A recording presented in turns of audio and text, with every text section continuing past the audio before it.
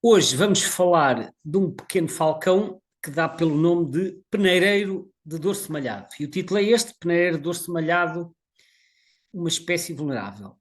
Eu confesso que ao longo de toda a minha experiência de observação nunca prestei muita atenção a esta espécie. É um falcão, vamos vendo, é relativamente frequente, vamos vendo aqui e acolá. Nunca foi uma espécie que eu me interessasse particularmente por estudar mais em pormenor. E há coisa de um ano e tal, quando saiu a lista vermelha, esta espécie subitamente aparece com a categoria de vulnerável, ou seja, passou a ser considerado uma ave ameaçada. É algo que pode ser um bocadinho surpreendente para uma espécie tão comum, e a partir daqui eu comecei a olhar com mais atenção para a informação acerca deste falcão para perceber o que é que se está a passar e porque é que ele foi colocado nesta categoria como espécie ameaçada. Hoje vamos falar de várias coisas, mas eu vou dar bastante destaque à parte da conservação e dos estatutos de ameaça em diferentes países e regiões, e acho que isto vai ajudar a compreender bastante a situação atual desta espécie. Vamos começar, como sempre, aqui por uma breve apresentação. O peneireiro de dorso malhado é uma ave pertencente à ordem dos falconiformes, que é uma ordem que reúne os falcões e os caracaras. Os caracaras são da América do Sul. O nome científico é conhecido, Falcoptirúnculos.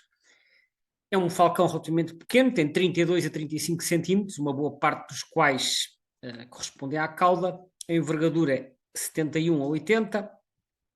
Frequente, é uma ave de zonas abertas, sejam elas agricultadas ou não, mas portanto frequenta zonas com poucas árvores, pode ter árvores dispersas ou pode ocorrer nas orlas de florestas, mas não entra muito em zonas florestais. Ele precisa de terrenos abertos, que é onde ele caça.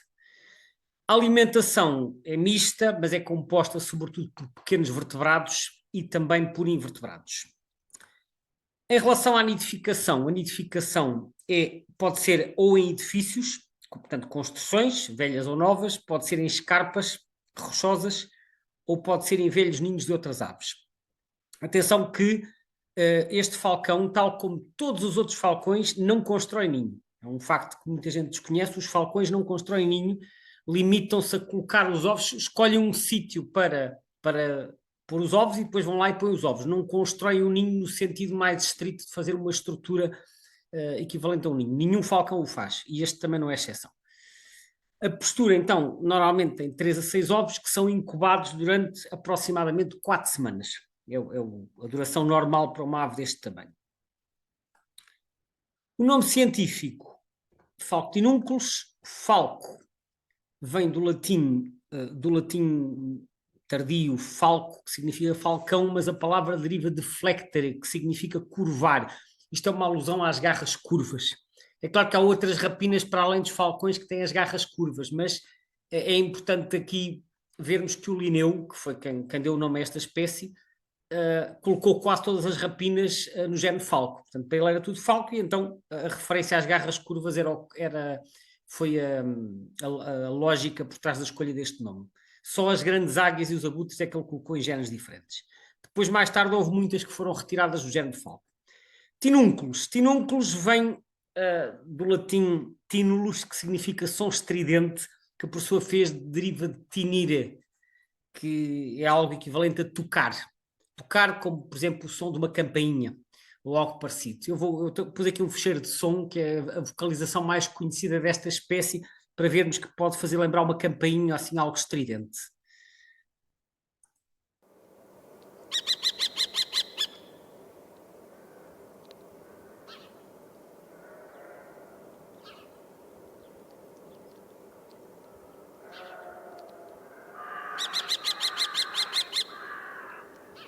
Também se ouvem gralhas, pardais e animais domésticos. Mas é este ki que é o som mais característico do peneireiro.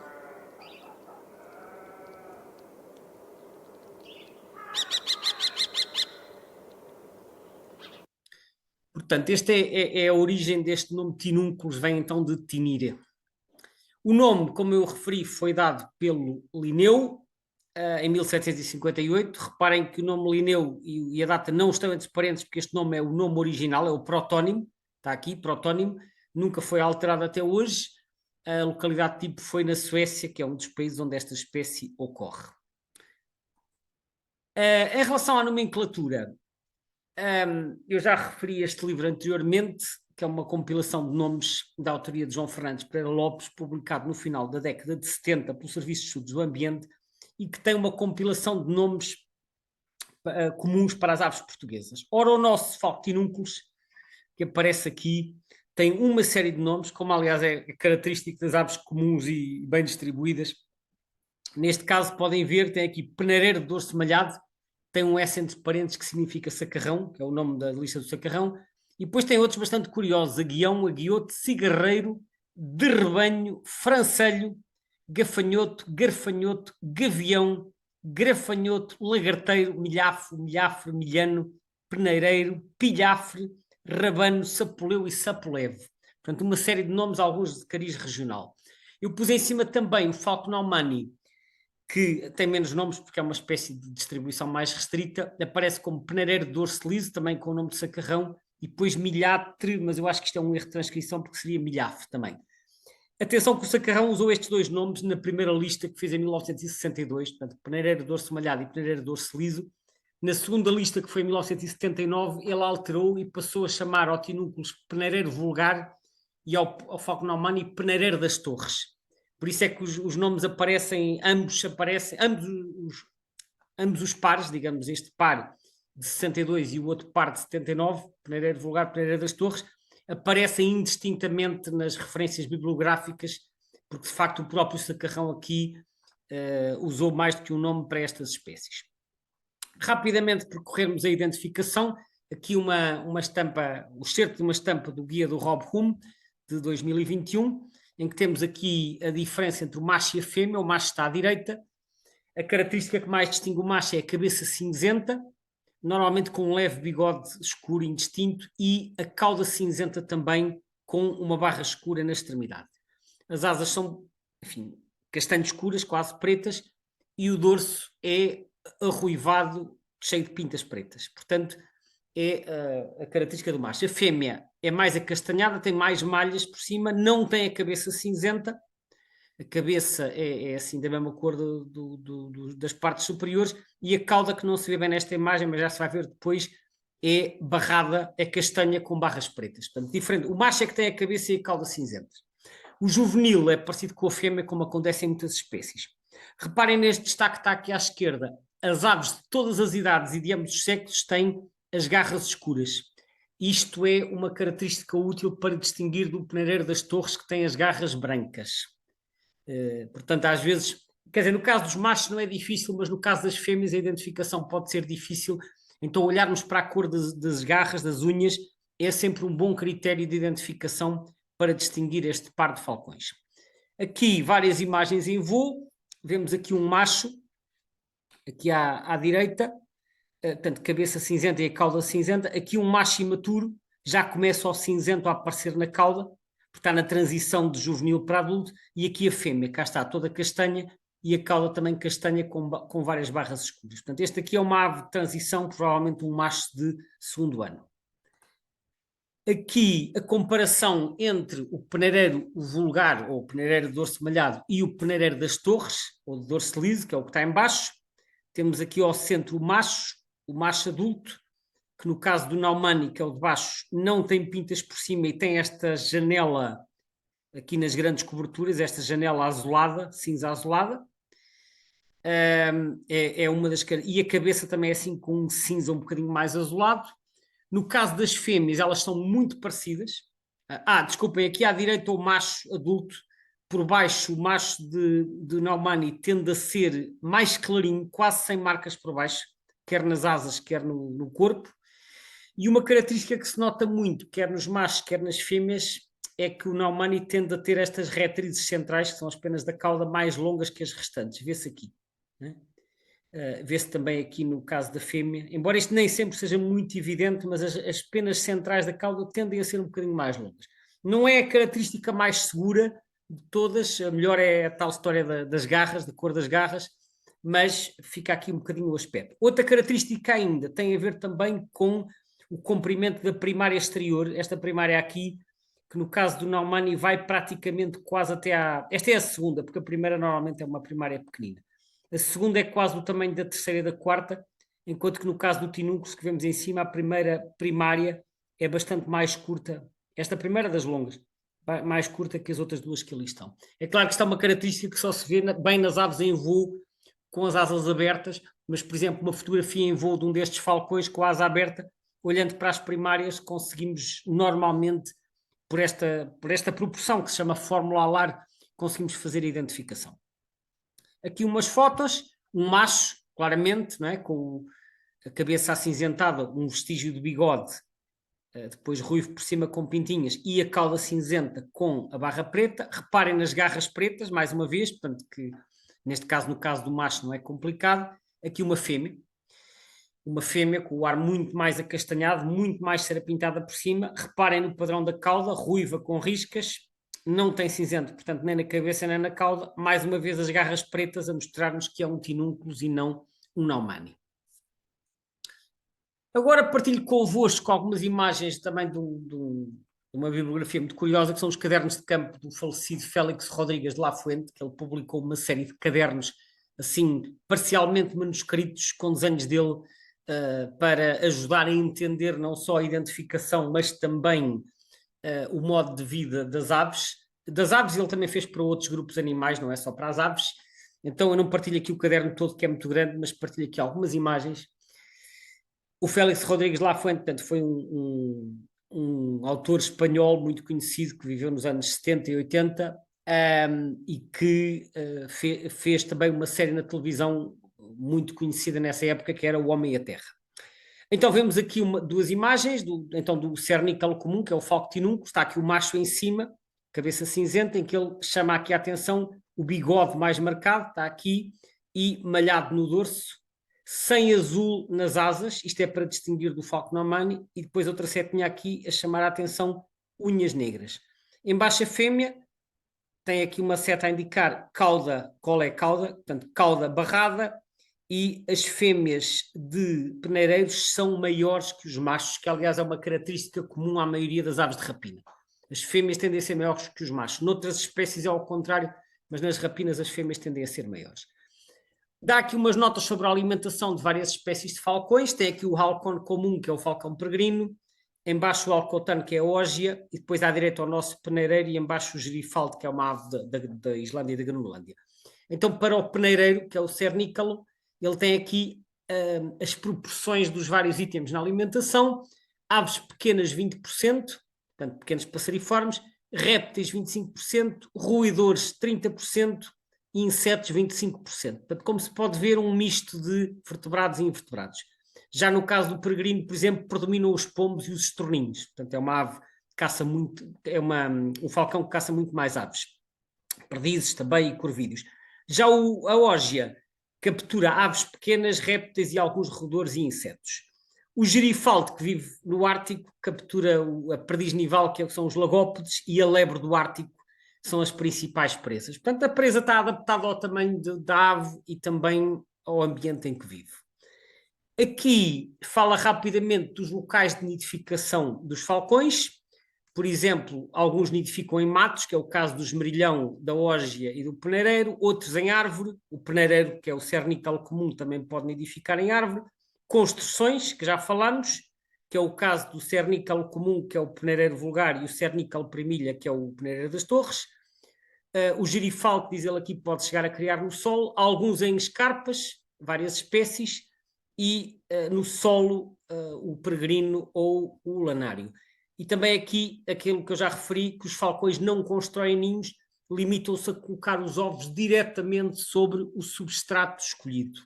Portanto, é uma das características. E atenção, por exemplo, aqui no caso da árvore, tem aqui, parece um ninho, muitas vezes são ninhos antigos de corvídeos, ninhos de gralhas ou de corvos ou de outras aves de rapina, que os falcões, se esses ninhos estiverem abandonados, eles vão já usar a estrutura, eles não constroem uma estrutura deles. Agora, gostava de falar rapidamente da migração. Nós, em qualquer guia que nós pegamos, nós lemos que os peneireiros vulgares são residentes, mas uma parte da população é migradora, como já vamos ver. Em particular os do norte, mas não só, e em Portugal e Espanha, portanto, na Península Ibérica, há muitas recapturas de aves anilhadas no estrangeiro. Estes números que estão aqui dizem respeito unicamente a aves anilhadas como crias, portanto, anilhadas no ninho, o que significa que sabemos que elas nasceram nestes países. Temos 16 nos Países Baixos, 12 na Suíça, 9 na Alemanha, 6 na Suécia, 5 no Reino Unido e 2 em França. Isto para um total de 50. Foram recapturados em Portugal e Espanha, o que significa que na Península Ibérica nós recebemos peneireiros durante o inverno oriundos destes países mais a norte. Eu recordo-me que há muitos anos, numa das primeiras campanhas de Sagres, na década de 90, foram lá colocadas umas armadilhas para apanhar rapinas e as anilhar, e numa dessas ocasiões foi apanhado um peneireiro vulgar com uma anilha da Suécia. Para além destes, há muitas outras recapturas de aves que foram anilhadas, possivelmente em passagem nestes países e noutros países europeus. Portanto, há uma população migradora que vem cá passar o inverno. Isto é do livro Birds of the Iberian Peninsula, do Eduardo de Ruana. Ainda relativamente à migração, há outro livro que eu gosto de consultar, que é este que está aqui a capa, que é o Atlas da Migração, portanto, dos movimentos de aves nas Ilhas Britânicas, em Reino Unido e Irlanda, e eles apresentam vários mapas, e aqui um dos mapas que eles apresentam são as localizações fora da época dos ninhos de peneireiros anilhados no Reino Unido ou na Irlanda durante a época dos ninhos. Portanto, para onde é que eles foram? Os vermelhos são as fêmeas, os azuis são os machos. Como podemos ver, quase todas as recapturas foram no próprio Reino Unido, mas há aqui umas bolinhas, Holanda, Dinamarca, ou Norte da Alemanha, França e Norte de Espanha. Não há muitos, mas há. Portanto, dá a ideia que estes são sobretudo sedentários. À direita aos machos, a mesma coisa, há aqui umas bolinhas em França, mas quase tudo no país de origem. Agora, diferente é o mapa da direita, que são os peneireiros anilhados no estrangeiro e recapturados no Reino Unido no outono e no inverno. Portanto, aqui estes são os que foram anilhados no Reino Unido, aqui é os que vieram de fora e foram parar ao Reino Unido. E como podemos ver, muitos vindos dos países nórdicos, sobretudo Noruega, Suécia, Finlândia e até aqui Dinamarca. Portanto, há muitos que vêm cá de cima dos países nórdicos e acabam por ir invernar ao Reino Unido. Já vamos ver os mapas da migração, mas fica já esta nota que de facto existe um contingente migrador importante nesta espécie. Aqui partilho os mapas de um outro estudo muito interessante que eu encontrei, este efetuado em Espanha. Então, há uns anos, o que é que foi, salvo erro, em 2018, 2019, o que é que fizeram? Numa zona de estudo aqui no sudoeste, perto do Elva, que já não é muito longe do Algarve, foi feito um projeto de marcação de peneireiros com GPS. Tinham dois locais de estudo, um em Doñana, que é esta estrelinha de baixo, outro em La Palma del Condado, que é esta estrelinha de cima, mas ficam ambos aqui entre o Elva e Sevilha, e eles marcaram 17 peneireiros. Isto é os autores do artigo. Foram marcados 17, dos quais 7 machos e 10 fêmeas. E depois tiveram a estudar o que é que os emissores mandavam.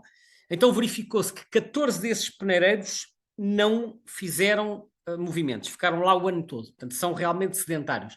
Mas 3 deles fizeram movimentos muito amplos e muito curiosos. Eu começo pelos 2 de baixo.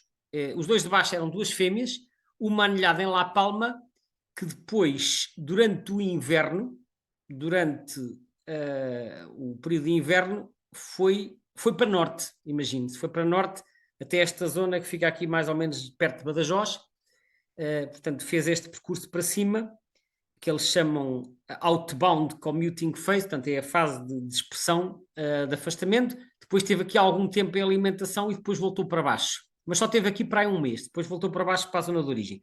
A outra de Doñana foi para baixo na direção de Cádiz, só andou aqui um dia ou dois e voltou para cima para Doñana, também no inverno.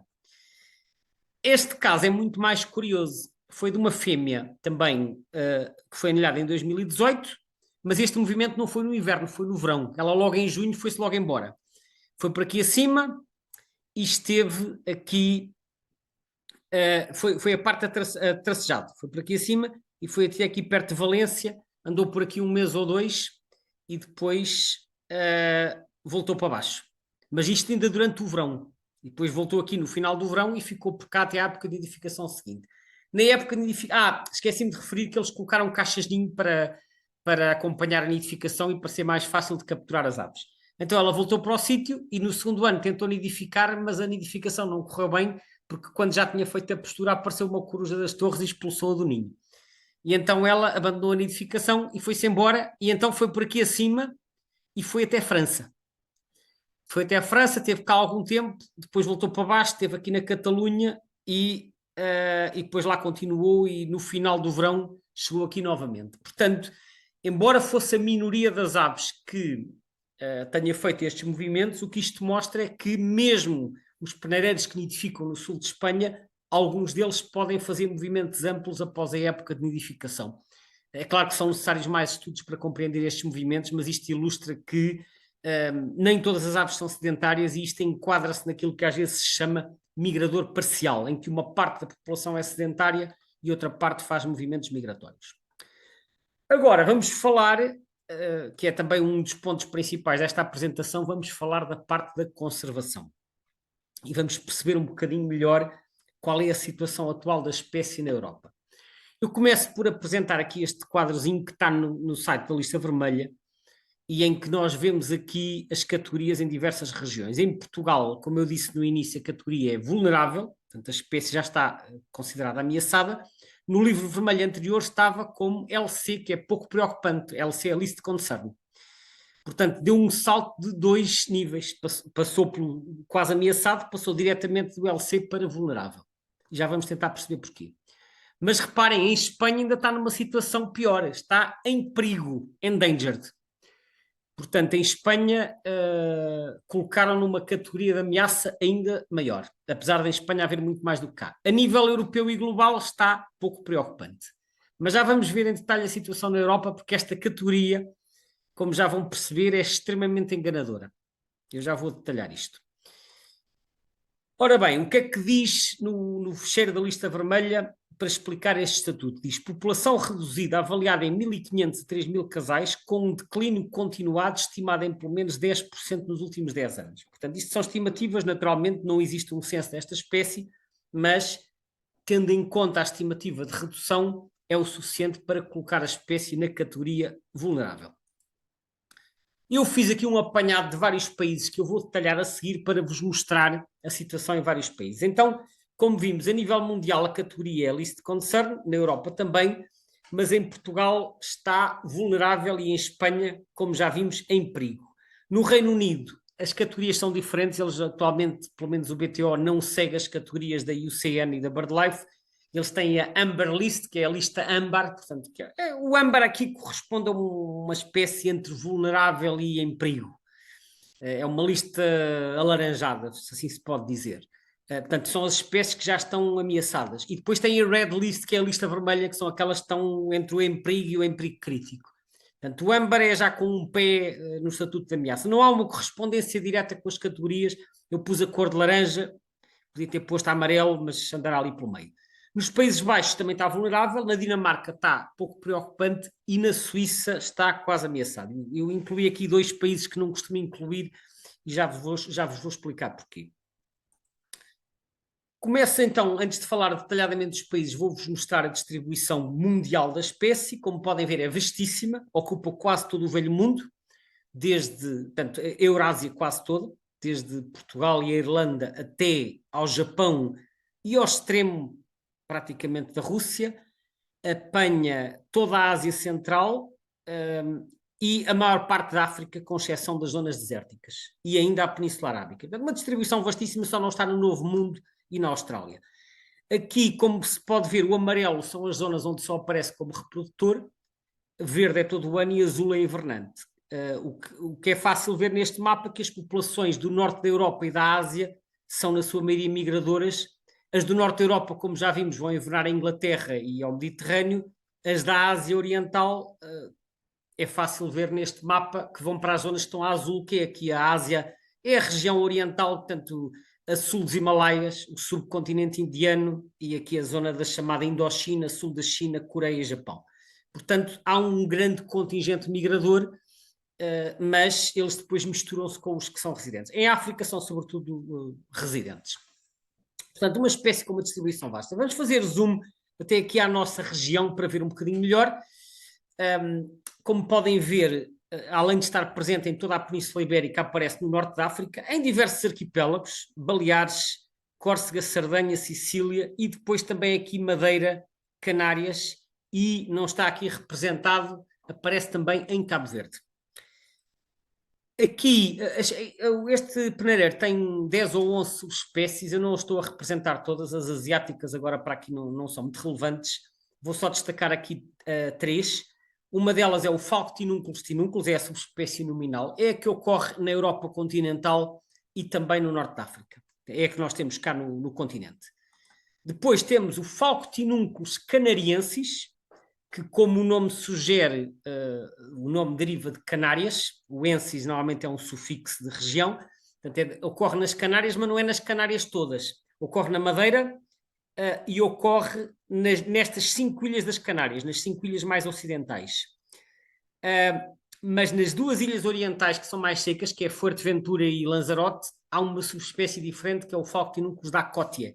Dacotia vem de Dacos, que é um nome mouro antigo para a ilha de Fuerteventura.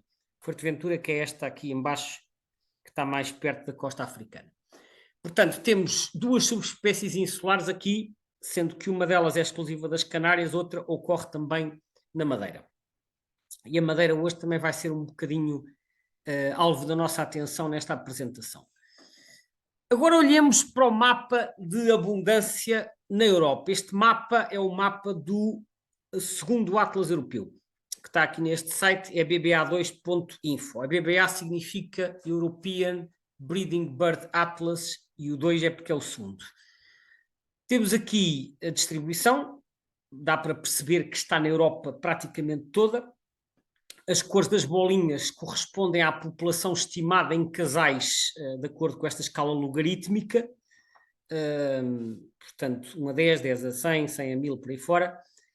E cada bolinha corresponde a uma quadrícula UTM de 50 por 50 km. Portanto, podemos ver que eles são abundantes mais ou menos na Europa Central, estão aqui nesta, assim a olho, estão na terceira categoria, entre 100 e 1000.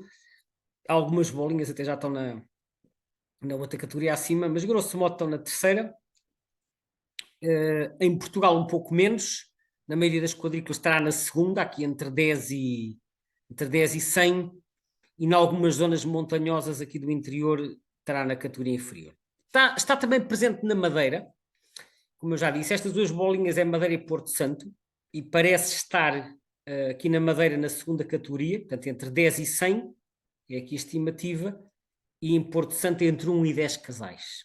Nas Canárias um pouco mais abundante, as ilhas das Canárias também são várias e são maiores, mas aparentemente nas Canárias há mais de acordo com esta escala que aqui está. Portanto, este é o padrão de abundância. Agora vamos ver o mapa de variação.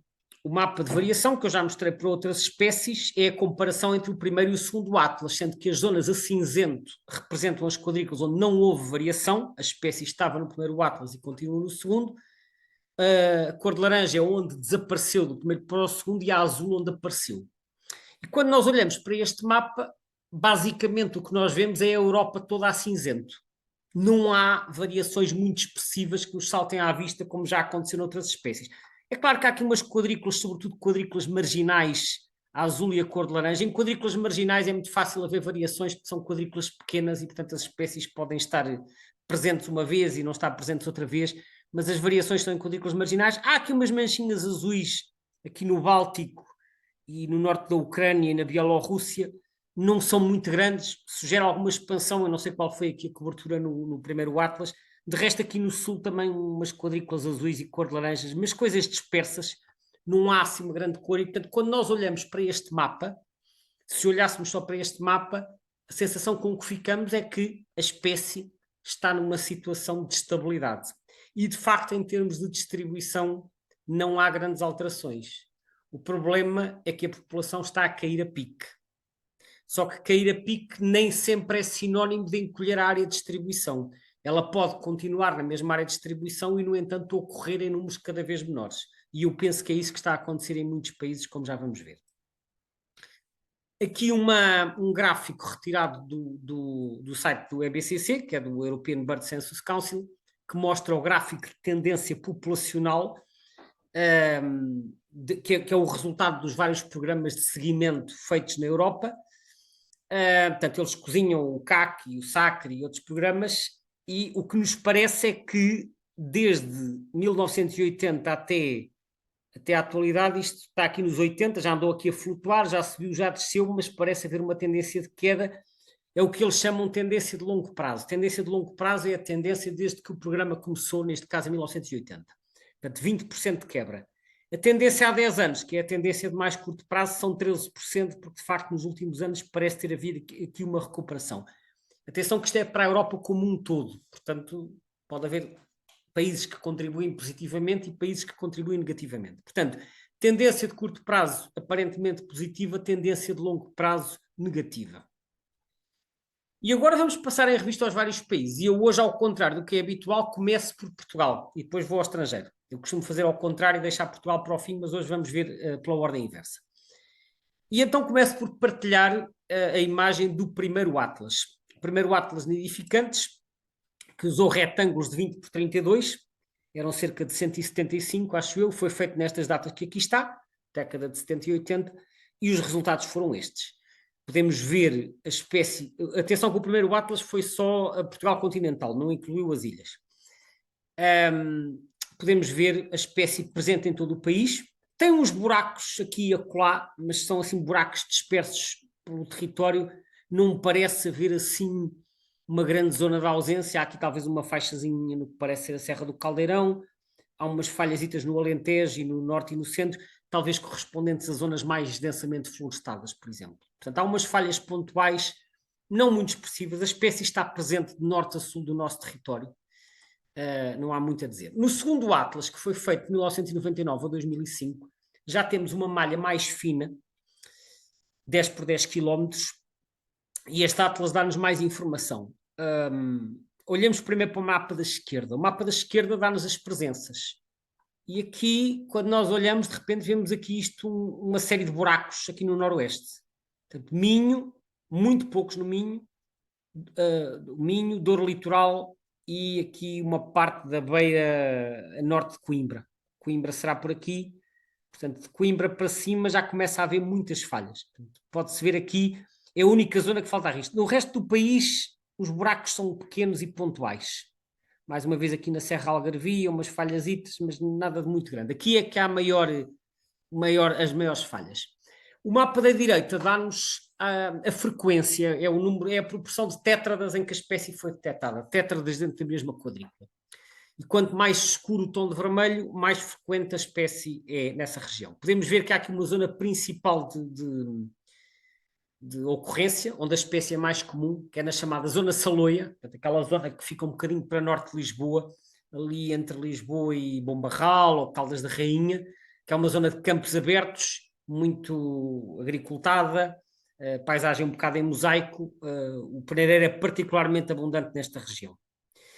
Depois também assim algumas zonas com alguma importância aqui nas planícies alentejanas, no litoral alentejano também, nota-se muito, e no litoral algarvio, no Barlavento, e de resto no interior norte, não tanto, mas tem algumas zonas, mas depois isto que está a branco é as zonas onde a espécie não foi detectada.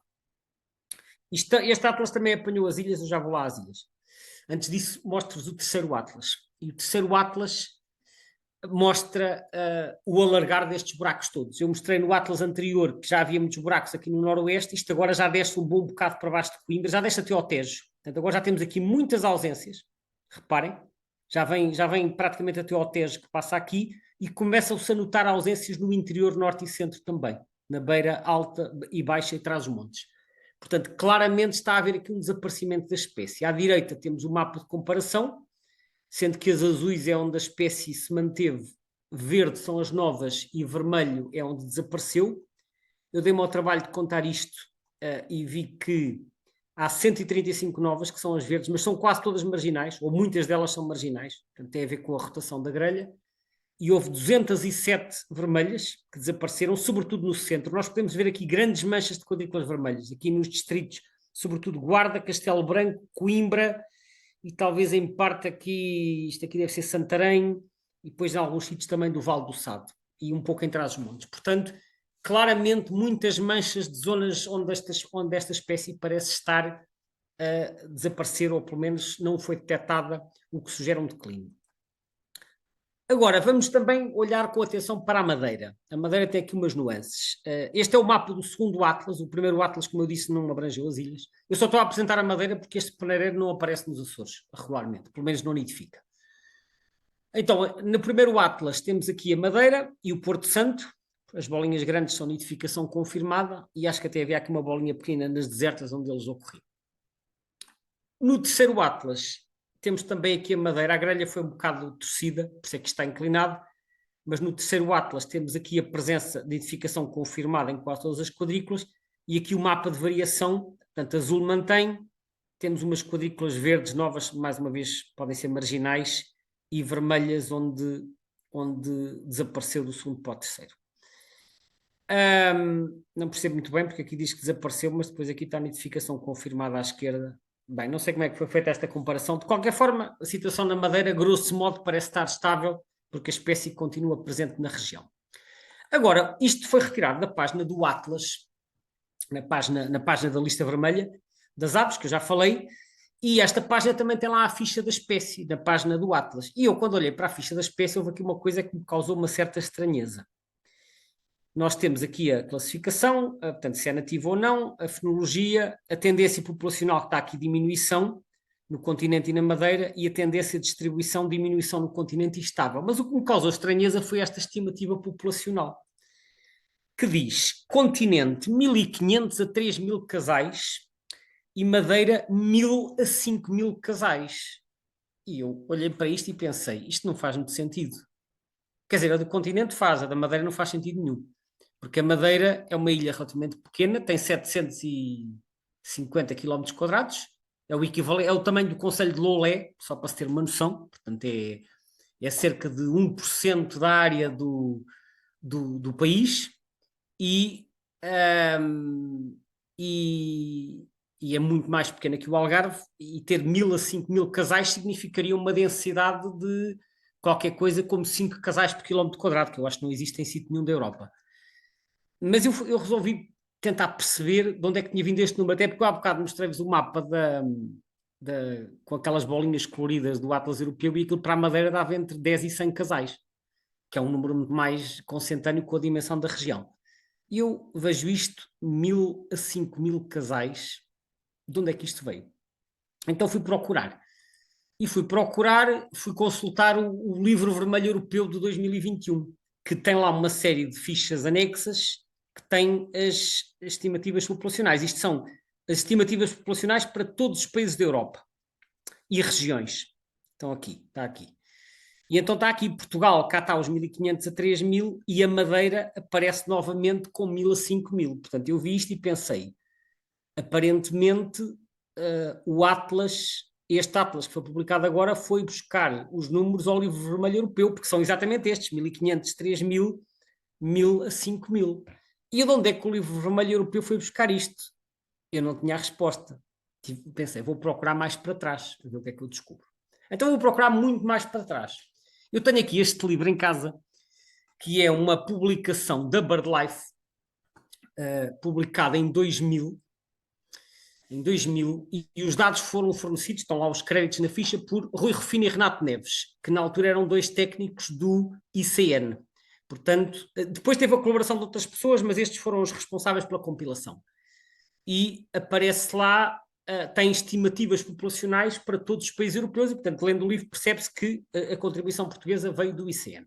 E então aparece lá a ficha do nosso peneireiro, está aqui, com os valores dos países todos, e aparece aqui Portugal e Madeira. Portugal aparece 1.000 a 10.000, que é a estimativa que vem no primeiro Atlas, que também tinha estimativas em escala logarítmica. E a Madeira aparece aqui com 250 a 500, um valor já muito, uma ordem de grandeza abaixo e já muito mais compatível com a área da região, que, como eu disse, são 750 km quadrados.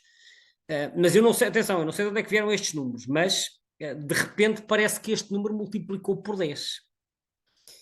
Bom, portanto, isto é o que nós tínhamos em 2000. Entretanto, em 2004 aparece outra publicação um bocadinho maior que a anterior, mais completa, e que tem estas fichas. E esta é em 2004 e aparece para Portugal 1000 a 3000 e na Madeira não dá estimativa, diz apenas presente. E aqui eu gostava de referir que eu participei na elaboração destas estimativas. Eu, na altura em que estes quadros foram preparados, eu estava na direção da CPEA e, a certa altura, o Hélder Costa, que era o presidente, que aparece aí também como sendo o primeiro responsável destes números, ele na altura disse-nos: nós recebemos um pedido da BirdLife para apresentarmos estimativas para todas as populações de aves. E nós na altura falámos, mas para a maioria delas nós não temos números não há censos. Mas temos que dar qualquer coisa. Então nós fizemos um grupo de trabalho, que são estas pessoas que aqui estão, e tivemos a tentar fazer estimativas, digo já que é um exercício muito difícil quando não há dados. E tivemos a tentar fazer estimativas, a única que nós tínhamos era a outra anterior dos 1000 a 10.000, que vinha do primeiro Atlas e que estava no livro da BirdLife de 2000. E então, como vocês podem ver, tem aqui as estimativas para todos os países europeus e há aqui 3 tipos de representação. Quando está a negrito, portanto a bold, significa que é uma estimativa rigorosa, normalmente resultado de um censo. Quando está a letra normal, é porque é uma aproximação. E quando está entre parênteses, significa que é uma estimativa um bocado por alto que não tem quaisquer dados que a sustentem. E nós, em muitos casos, tínhamos noção que não havia censo, então no caso do peneireiro pusemos 1000 a 3000, porque achámos que aquilo de 1000 a 10.000 era demais, pusemos 1000 a 3000, mas tivemos o cuidado de pôr entre parênteses, por não termos noção se este valor era rigoroso ou não. Portanto, esta foi a base que nós demos à BirdLife e isto apareceu cá com os 1000 a 3000 entre parênteses. E na Madeira nem sequer demos números, embora houvesse os outros 250 a 500. Na Madeira dissemos só present, e eu acho que na Madeira nós não demos estimativas para nada, a não ser de algumas aves marinhas que já tinham censos. Portanto, este era o estado em 2004. Entretanto, o que acontece? Em 2004 também é publicado um livro na Madeira, da autoria de 2 madeirenses, que é o Paulo Oliveira e a Dília Menezes, que atualmente penso que trabalham no IFCN, se não estou em erro, e que publicaram este livro que se baseou, tinha uma grelha também aqui tipo Atlas, isto não acho que não era bem um trabalho de Atlas, mas eles visitaram as quadrículas todas da ilha e produziram aqui uns mapas. Depois, mais tarde, foi feito um Atlas da Madeira e tem uma ficha para cada espécie. E nesta ficha, isto sai em 2004 também, mas já posterior às outras estimativas que nós mandamos para a BirdLife, e agora reparem nisto que está aqui. Classificação livro vermelho, menor preocupação, fundamentação, população entre 2.500 e 1.000 indivíduos e com uma extensa área de ocorrência e distribuição. Ora, 2.500 e 1.000 indivíduos, se nós dividimos por 2, dá entre 1.250 e 5.000 casais, que é o tal número que aparece no Atlas. Eu não faço ideia de onde é que isto veio, porque eu desconheço qualquer censo na região. Não faço mesmo ideia. Mas penso que este número que foi publicado neste livro acabou por ser repetido em publicações seguintes e aparentemente mantém-se até à atualidade, porque eu não vi nada a desmentir estes valores. Portanto, eu julgo que isto foi uma estimativa feita a quando da publicação deste livro, desconheço o método de cálculo, mas parece-me um valor claramente excessivo, tendo em conta a dimensão da região. Portanto, este, julgo eu, do que consegui descobrir, esta é a origem dos tais 5.000 casais. Mais tarde sai o Atlas das Aves da Madeira, que foi feito entre 2009 e 2011, 2009 e 2013, peço desculpa, e que depois repete a mesma coisa. Estima-se uma população entre 2.500 e 10.000 indivíduos, sendo a ave de rapina mais comum do arquipélago. Mas reparem, as quadrículas são de 2 por 2 km e todas as que estão a cinzento foram visitadas, mas a espécie não foi detectada. Portanto, as quadrículas são 233, se houvesse 10.000 indivíduos, isto era quase 50 peneireiros por quadrícula, mas em metade delas nem sequer ocorre peneireiro. Portanto, teríamos de ter 100 peneireiros por cada quadrícula onde há a espécie. Imaginem, uma quadrícula de 2 por 2 km ter 100 peneireiros. Eu acho que isto não é realista. Não é compatível com as áreas de território da espécie. Portanto, eu julgo que houve aqui umas extrapolações, se calhar, demasiado otimistas. Não tenho mais informações sobre a fórmula de cálculo, mas acho que estes números populacionais da Madeira têm que ser vistos com algumas reservas. Bom, deixamos o caso de Portugal e da Madeira e agora vamos ver o que é que se passa noutros países. E vamos olhar para a nossa vizinha Espanha. Este é o mapa do segundo Atlas espanhol.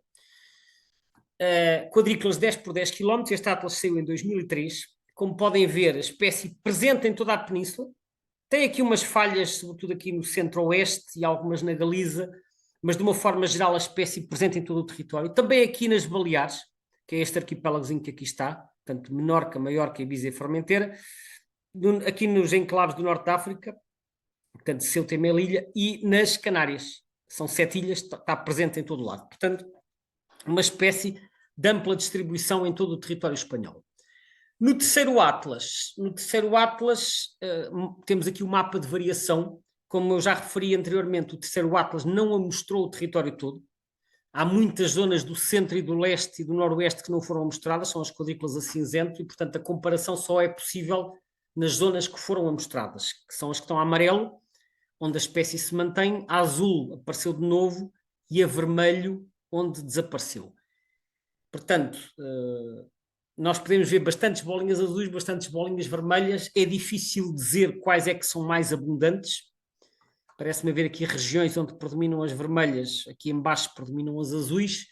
Eu estive a consultar os números, ela por ela está em equilíbrio em número de quadrículas, tal como acontece a nível europeu. Portanto, não há nem uma expansão, nem uma contração clara da área de distribuição, mas os números estão a cair rapidamente. E isso é visível neste gráfico que mostra o resultado do programa de seguimento em Espanha, que é o SACRE, que é o equivalente ao nosso CAC. O gráfico só está disponível até 2018, mas reparem que entre 98 e 2018 a população caiu mais de 50%.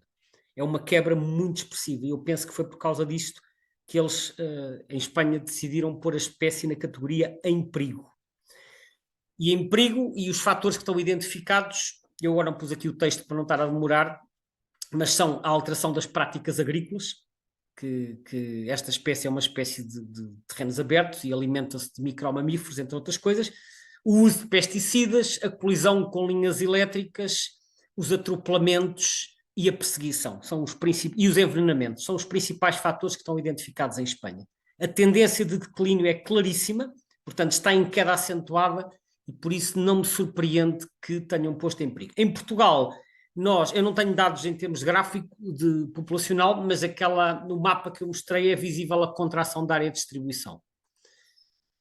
Agora vamos ver o Reino Unido, ou melhor, as Ilhas Britânicas. As Ilhas Britânicas é uma expressão que designa o conjunto da Grã-Bretanha e da Irlanda, porque os atlas têm sido feitos em conjunto nestes dois países. Portanto, eles organizam-se para fazer o atlas nos dois países, que no fundo formam uma unidade geográfica. Ora, aqui, o que é que nós vemos? Vemos a cor-de-rosa. Isto é o mapa de comparação entre o primeiro e o terceiro Atlas. As datas estão aqui em cima. O primeiro começou em 68, o terceiro começou em 2008. Eles agora já estão a preparar para fazer o quarto. Acho que vai começar em 2028. E então as setinhas pretas são as zonas onde as quadrículas, onde a espécie desapareceu, as setinhas vermelhas para cima, onde apareceu. O número total de quadrículas está nestas barras à esquerda, diminuiu, não muito, mas diminuiu, de 2.775 para 2.626, portanto diminuiu 100 e tal quadrículas, não é que seja muito, mas nós podemos ver que há zonas geográficas onde se concentram as setinhas pretas, em particular aqui na Escócia, portanto muita diminuição na Escócia, bastantes na Irlanda e no país de Gales. No resto, sobretudo na Inglaterra, a situação parece mais ou menos estável, está tudo pintado a cor-de-rosa, sem alterações, mas em Gales, Escócia e Irlanda é onde nós vemos as maiores descidas. Eles têm uns gráficos também, à esquerda, isto é do BBS, o BBS é o Breeding Bird Survey, portanto é o equivalente ao nosso CAC, que é o Programa de Seguimento de Aves Comuns. O gráfico da esquerda mostra a situação no conjunto do Reino Unido, aliás, United Kingdom, e podem ver, desde que este programa começou em 1994, isto caiu de 100 para 60, portanto caiu 40%. Lá está, não há uma contração da área de distribuição desta dimensão, mas a espécie ocorre em densidades mais baixas, os números caem muito. Mas na Escócia o declínio é muito superior, caiu de 100 para 40, abaixo de 40, está perto dos 30, portanto um declínio de 70%. Na Escócia estão a diminuir muito mais do que no conjunto do Reino Unido. E em Gales também, não pus aqui o gráfico, mas é isso que se verifica. Isto são dados do BTO. O BTO é o British Trust for Ornithology. Eles então também têm uma ficha lá no site e cá está a Amber List, Portanto, a categoria, são as categorias que eles dão, é o Amber List e o Red List. A população está estimada em 31 mil casais e a quebra entre 95 e 2022 foi de 40% no conjunto do Reino Unido. É esta a situação, portanto, em queda acentuada. No Reino Unido não é difícil encontrar notícias acerca das populações de aves comuns. Eu selecionei aqui duas, há muito mais. Uma aqui de 2012 do Independent, à esquerda, What is behind the catastrophic decline of our hovering raptor? Portanto, o que é que está por trás do declínio catastrófico do nosso peneireiro? E à direita, uma notícia do Guardian de 2010, Where have all the kestrels gone? Para onde foram todos os peneireiros? Portanto, eles já tinham notado nesta altura que havia um grande declínio. Eu pus aqui apenas um pequeno excerto, que me pareceu interessante a notícia, do Independent, diz, nos anos 60, 70 e 80, quando aves de rapina, como os peregrinos e os bútios, estavam a diminuir fortemente por causa dos pesticidas e da perseguição, os peneireiros eram abundantes, mas agora a situação é inversa e os peneireiros são a mais ameaçada das nossas rapinas comuns. Portanto, os peregrinos e os bútios recuperaram, mas os peneireiros diminuíram. Ninguém sabe muito bem porquê, mas a nossa maior suspeita é que se trata de um declínio das suas presas, que são os micromamíferos. Na notícia da direita diz algo parecido, outras aves de rapina, nomeadamente bútios, milhafos reais e ógias, estão a aumentar. O que é que se passa? Kate Risley, que é a organizadora do Breeding Bird Survey, diz que é muito cedo para termos a certeza de qual é a responsabilidade, mas que provavelmente tem a ver com a escassez de alimento. Portanto, o mesmo motivo. Em relação à Escócia, também há notícias. Aqui uma notícia da BBC de 2014 que diz Kestrel numbers in steep decline. Portanto, os números de peneireiros em queda acentuada. Isto segundo o RSPB, Scotland RSPB é uma organização que é o Royal Society for the Protection of Birds. E diz que a população na Escócia diminuiu 65% até 2012, está aqui, foi aquele gráfico que eu vos mostrei, e que as alterações das práticas agrícolas são apontadas como a principal causa e que esta organização está a tentar investigar outras possíveis causas. Avançamos até 2024 e aqui esta notícia está ilustrada com tetrás, porque a notícia tem a ver com tetrás e peneireiros. Mas é claro que em 2024 já nada disto das alterações agrícolas interessa, porque agora a causa é sempre, invariavelmente, as alterações climáticas. Portanto, é a justificação da moda que parece ter as costas largas, e então dizem, em 2024, numa notícia do Guardian, que a crise climática que atingiu a vida selvagem da Escócia, e que diz algumas das aves mais famosas da Escócia, incluindo o tetrás e os peneireiros, estão entre aquelas que estão a diminuir como resultado das alterações climáticas. Portanto, isto segundo o novo relatório. Ou seja, aparentemente as alterações climáticas sobrepõem-se a todas as outras causas. Eu já comentei isto a propósito de outras espécies e acho que, independentemente da relevância das alterações climáticas, não devemos também cair no facilitismo de achar que as alterações climáticas explicam tudo, porque as alterações de habitat continuam sempre a ser muitíssimo relevantes nas tendências populacionais. Mas eu pus esta notícia exatamente para ilustrar até que ponto é que esta justificação passou a ter protagonismo em anos recentes. Agora, vamos avançar para os Países Baixos. Nos Países Baixos a situação é um bocadinho semelhante. Temos aqui o gráfico populacional a começar em 85, parece ter havido aqui primeiro um aumento, mas depois caiu para 50%, portanto uma grande queda nos Países Baixos. Agora, nos últimos anos, parece haver uma tímida recuperação, mas estamos ainda aqui na zona dos 60%. E aqui o mapa comparativo, em que azul é onde a espécie apareceu e vermelho onde a espécie desapareceu, isto entre 1973 e 2015, como podem ver também aqui muitas dezenas de bolinhas vermelhas nos Países Baixos. Eu acho que isto são de 5 km por 5, se não me engano. Portanto, nos Países Baixos, mesma situação de Espanha, de Inglaterra, que é, apesar de a nível europeu a espécie estar como list concern, é mais um país em que a espécie está a diminuir e a diminuir de forma acentuada. Aqui a ficha que eles têm no site da Sovon, que é uma organização que disponibiliza estes dados, qual é a situação da espécie, que diz que em termos de distribuição está favorável e de habitat, mas que a população e o futuro e o verdito final é desfavorável.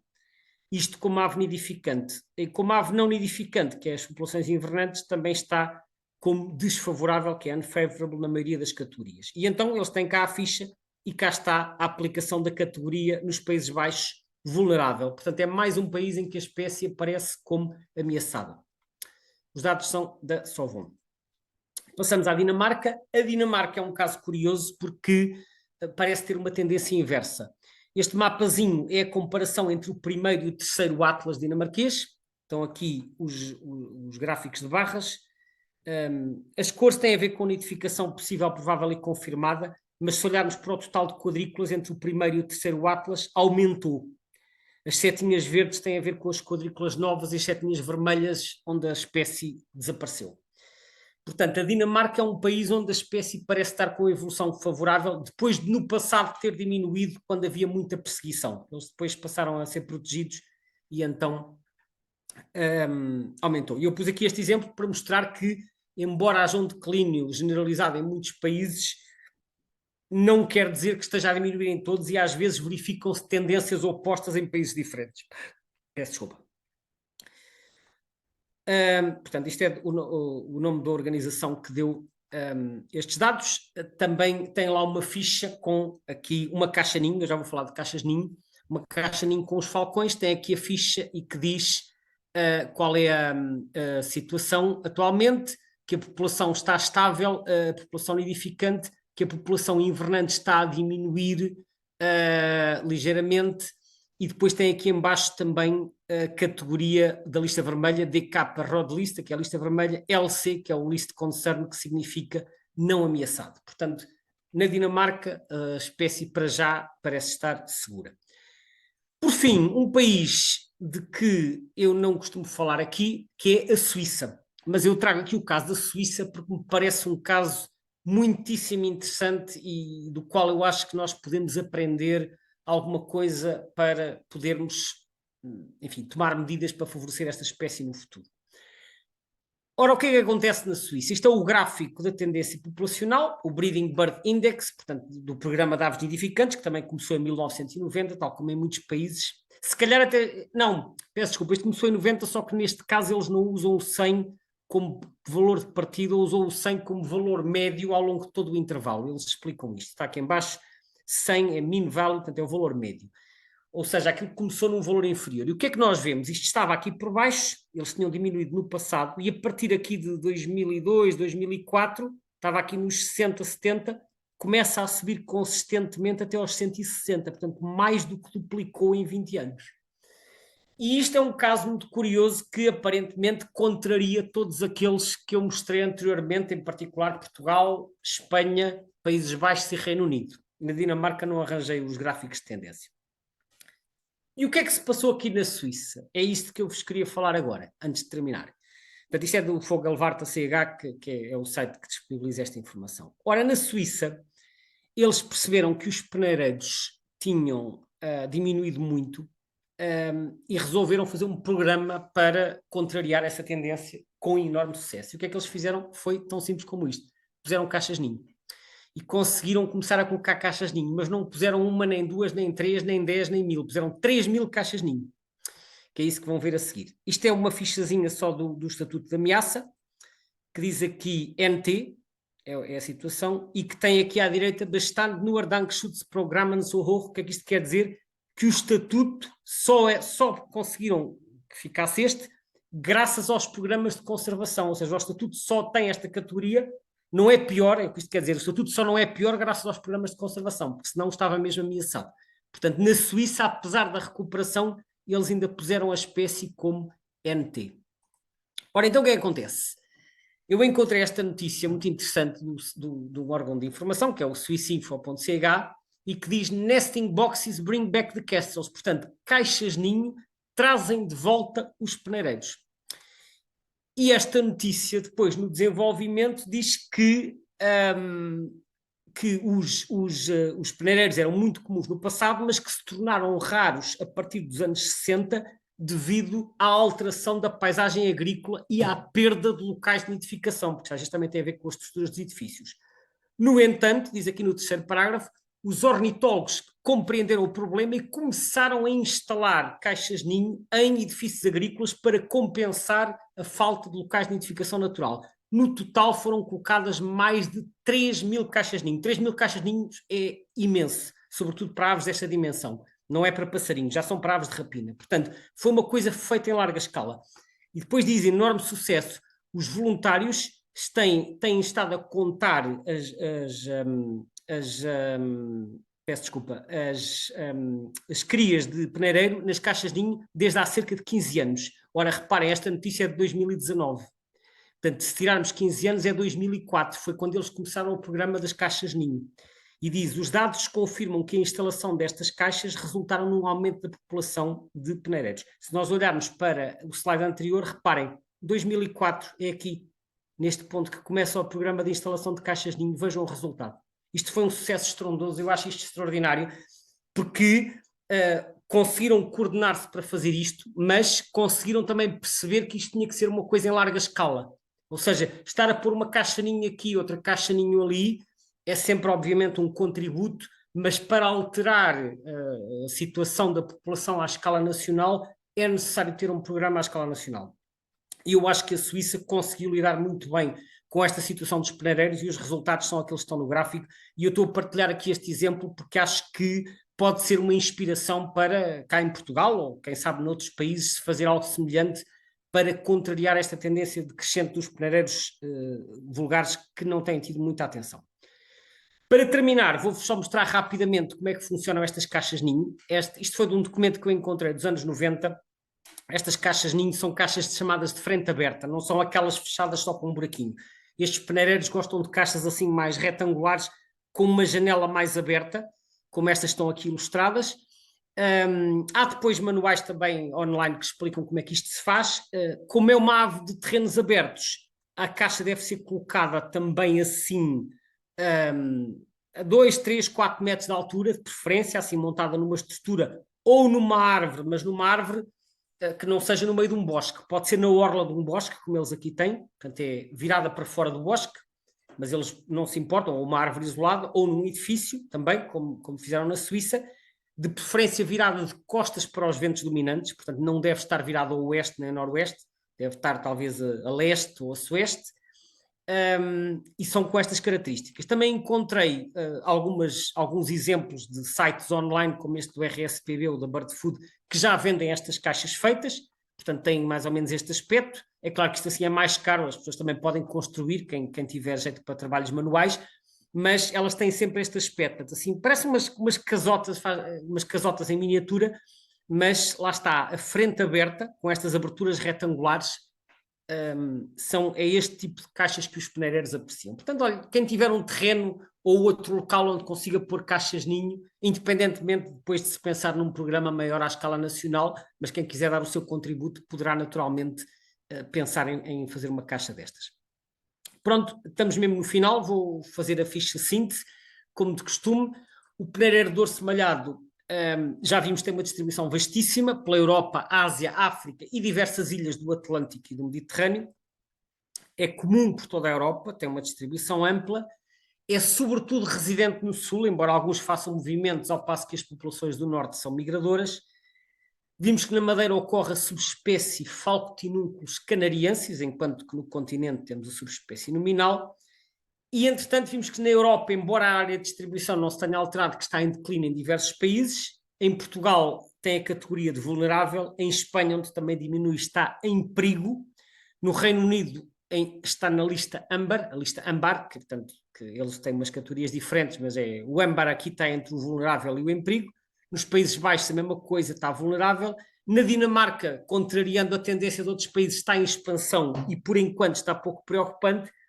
E na Suíça, após um grande declínio, está em crescimento há 20 anos, graças a um massivo programa de instalação de caixas-ninho e tem atualmente a categoria NT, que é quase ameaçado. Era isto que eu vos queria falar hoje. Acho que é uma ave que se calhar precisa de mais atenção porque está numa situação desfavorável e espero que esta sessão contribua para sensibilizar um pouco para a conservação desta espécie. Obrigado pela vossa atenção e fico agora à disposição para as vossas questões.